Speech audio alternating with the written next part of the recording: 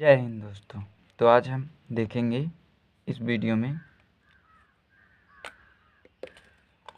कक्षा 10 अर्धवार्षिक पेपर हिंदी का। बहुत लोग का हो चुका होगा दोस्तों और बहुत लोग का भी नहीं हुआ। तो जिन लोगों का नहीं हुआ वो भी देख सकते हैं और जो लोग का हो गया है वो भी देख सकते हैं क्या इसी तरह का प्रश्न आपके पेपर में आए थे और आप कितने नंबर सॉल्व किए हैं, कितने नंबर तक हल किए हैं। तो चलिए, सभी प्रश्न करना अनिवार्य है। पहले हम बहुविकल्पी प्रश्नों को देखेंगे दोस्तों। पहला हमारा है, रानी केत की कहानी के लेखक कौन है? इंशाअल्लाह खां हैं, सदल मिश्र हैं, इनमें से कोई नहीं, लल्लू लाल।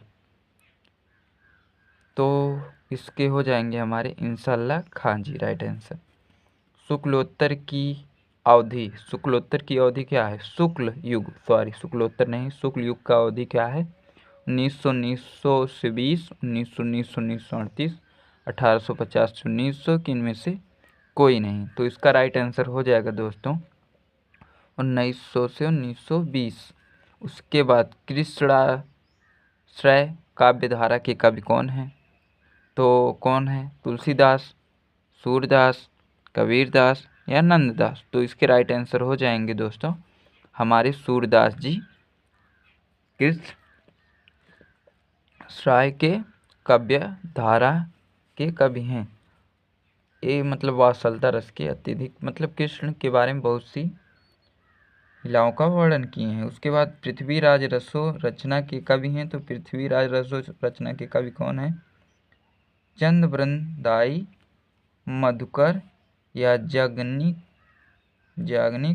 या कबीर। तो पृथ्वीराज रसो का जानते हैं आप, इनके हैं चंद्रबरदाई जी। उसके बाद अगला है दोस्तों, लाज ना आई आपको दौर आए हूँ साथ, उक्ति किससे संबंधित है? तो किससे संबंधित है? सूरदास, तुलसीदास, रहीमदास या कबीरदास। तो लाज ना आई आपको दौर आए हूँ साथ में है हमारे तुलसीदास जी दोस्तों।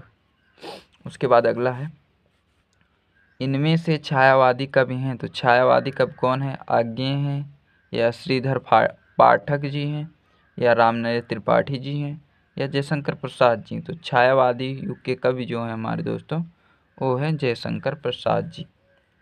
तिधारा रचना है, तिधारा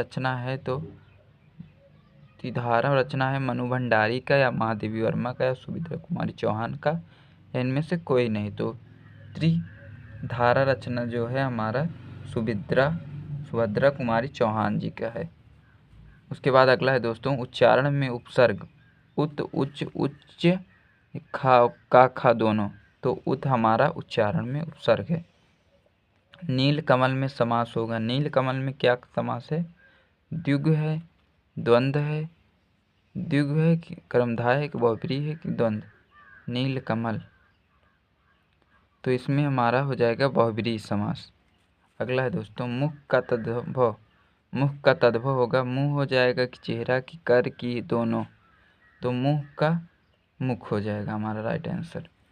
कमल का पर्यायवाची नहीं है दोस्तों। आप जल्दबाजी में आप ऐसे पढ़ लेंगे कि यह कमल का पर्यायवाची है तो आप पंकज देखेंगे तो तुरंत मार देंगे। ऐसा नहीं करना है दोस्तों, आपको ध्यान से प्रश्न को पढ़ना है, उसके बाद ही उसका उत्तर देना है। कमल का पर्यायवाची नहीं है तो पंकज है, हम जानते हैं, राजीव भी है, सरोज भी है।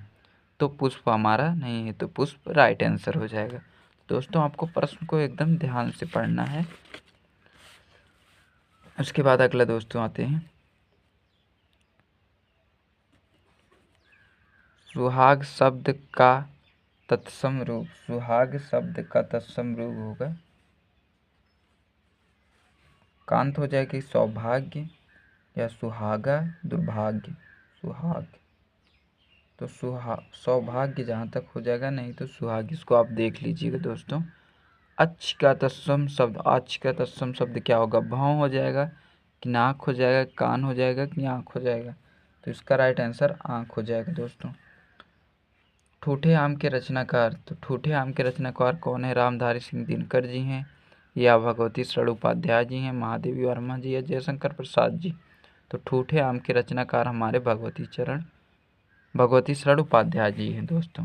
उसके बाद अगला है दोस्तों, पंडित प्रताप नारायण मिश्र लेखक हैं। तो पंडित प्रताप नारायण मिश्र किस युग के लेखक हैं? द्विवेदी युग, शुक्ल युग, भारतेंदु युग या शुक्लोत्तर युग? तो हमारे पंडित प्रताप नारायण जो हैं वो शुक्ल नहीं भारतेंदु युग के हैं। सेवा सदन में उपन्यास के लेखक कौन है? ज्ञानचंद्र, जैनेन्द्र हैं या यशपाल जी हैं, जयशंकर प्रसाद जी या प्रेमचंद जी?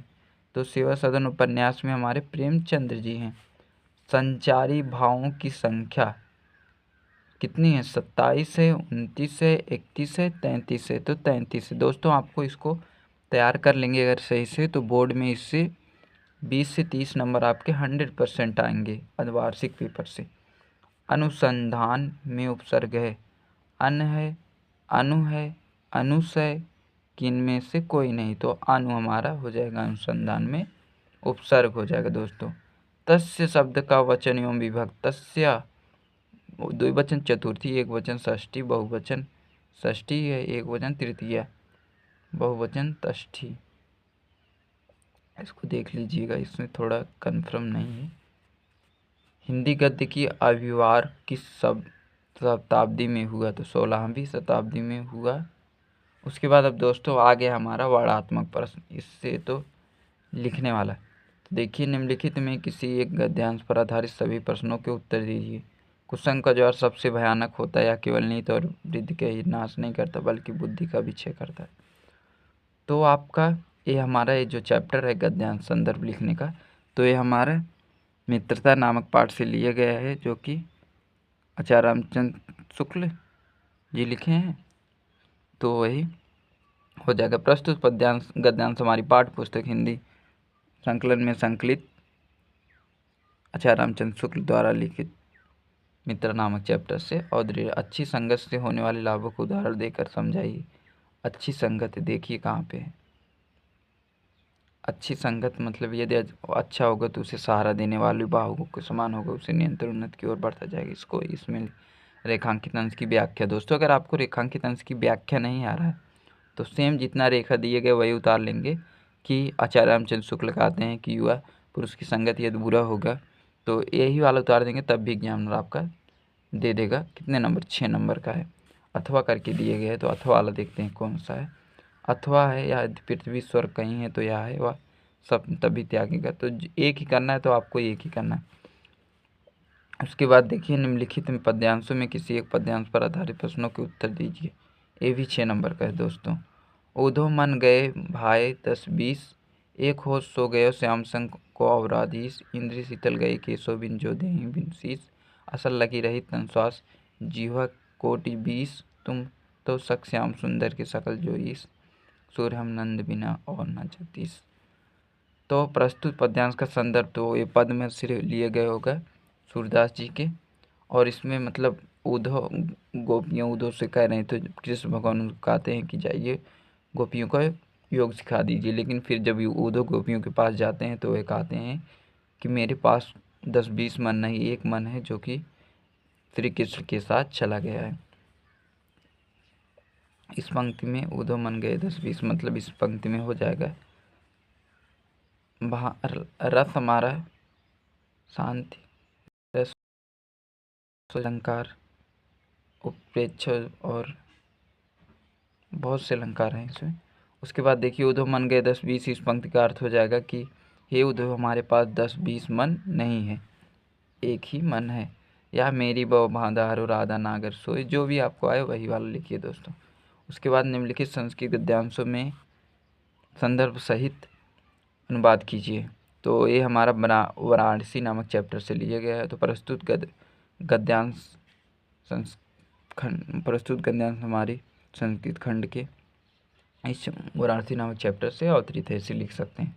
उसके बाद ऐसा नगरी भारतीय संस्कृत, यह नगरी भारतीय संस्कृत भाषा की केंद्र स्थली है। यहाँ संस्कृत वाग्य मतलब के अलौकिक प्रसिद्ध हैं। मुगल युवराज दारसिकोह भी यहाँ आकर भारतीय दर्शन साहित्य का अध्ययन करके उन्होंने ज्ञान से प्रभावित होकर वह उपनिषदों का अनुवाद फारसी भाषा में किया। तो दोस्तों ऐसा है, ये हमारा ग्रामीण और नगरी वाला जो पत्रम वाला उससे है।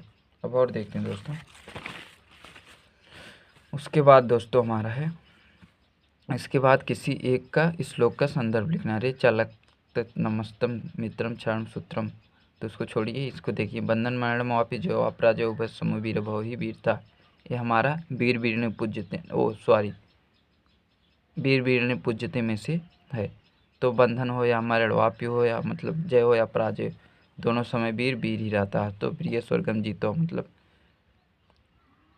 मृत्यु का डर निर्भय होकर तुम युद्ध करो, मर जाओगे तो स्वर्ग जीतोगे, अगर जीत जाओगे तो भूमि की प्राप्त होगी, इसलिए तुम निर्भय होकर युद्ध करो। खंड का मेवाड़ मुकुट का सारांश लिखना, अथवा मेवाड़ मुकुट के पंचम, जिसमें चित्तौड़ के राजा महाराणा प्रताप के बारे में लिखना। आप एक लेखक का जीवन परिचय देते हुए उनकी प्रमुख रचनाओं को उल्लेख करना है दोस्तों। 3 दिए गए हैं, किसी का भी आप लिख सकते हैं। आचार्य रामचंद्र शुक्ल का जरूर आता है और जयशंकर प्रसाद जी का भी। इन कवियों में से किसी एक का जीवन परिचय देते हुए प्रमुख रचना है। इसमें तुलसीदास, सूरदास का आप जरूर तैयार की जाइए। पाठ पुस्तक से कोई श्लोक लिखिए जो इस पत्र में ना आया हो। तो इसमें लिख सकते हैं, मरण मंगलम यति भूषणम साह काशी नाम कौपी नाम काशी केन्मयंत्री, ये वाला आप लिख सकते हो वाराणसी के। उसके बाद देखिए, क्षेत्र में बढ़ती चोरी की घटना की रोकथाम हेतु पुलिस स्टेशन में थानाध्यक्ष को एक पत्र लिखना है, या अपने मित्र को ग्रीष्म अवकाश के बारे में बताते हुए एक पत्र लिखना। ओके, जो भी आपको आए वही लिखिए। देखिए, निम्नलिखित प्रश्नों में 2 उत्तर लिखिए। वाराणसी का केंद्र स्थलीय स्थित, देखिए यहाँ पे हमारा था संस्कृत में वाराणसी कस्य केंद्रम स्थलीय, तो देखिए वाराणसी संस्कृत भाषा केंद्रम स्थली अस्ति, तो संस्कृत भाषा है, ये वाला आप लिख सकते हैं। 2 ही लिखना है, गीता का संदेशम, गीता मतलब निर्भय होकर। पदम किम दूरम यत्र, पदम बिना कौन दूर जाता, पत्रम किम की जगह पत्रम लिख देंगे, बस आपको 2 नंबर हो जाएगा दोस्तों। उसके बाद अगला आपका है, एक विषय पर निबंध लिखना है, तो जो भी आपको आए वही लिख लीजिए। तो बस दोस्तों इतना ही। आपको और भी पेपर या पूरे विषय की तैयारी इस चैनल पर होगी, तो आप ज़रूर सब्सक्राइब करिए चैनल को। मिलते हैं नए वीडियो में। जय हिंद, जय भारत।